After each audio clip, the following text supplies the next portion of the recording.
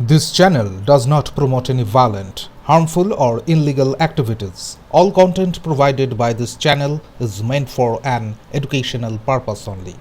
রবিবার সকালে আসানসোলের ১৯ নম্বর জাতীয় সড়কের মরিচকোটা এলাকায় আচমকাই ধস নামায় তীব্র আতঙ্ক ছড়ায় স্থানীয় বাসিন্দা ও পথ চলতি মানুষদের মধ্যে।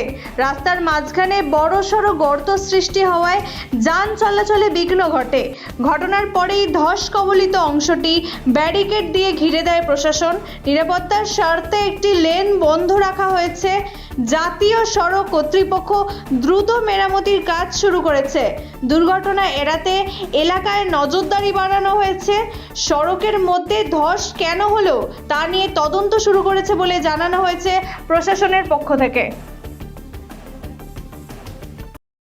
এখানে আমরা ন্যাশনাল হাইওয়ে প্যাট্রোলিং স্টাফ হঠাৎ পাবলিকের মারফত বা পুলিশের মারফত খবর পায় এখানে ধস নেমে যায় রোডে।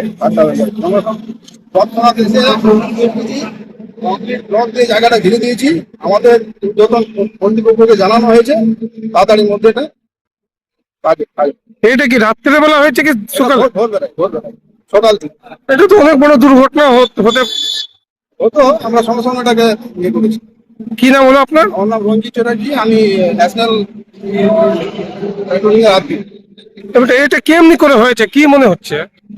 দেখুন কি করে, এটা পুরোনো দিনের ঘটনা, কিছু একটা ব্যাপার আছে যার জন্য ধসে গেছে জায়গাটা। আমরা সঙ্গে সঙ্গে সেফটি ফেফটি দিয়েছি, পুলিশও এসেছিল আমাদের সঙ্গে।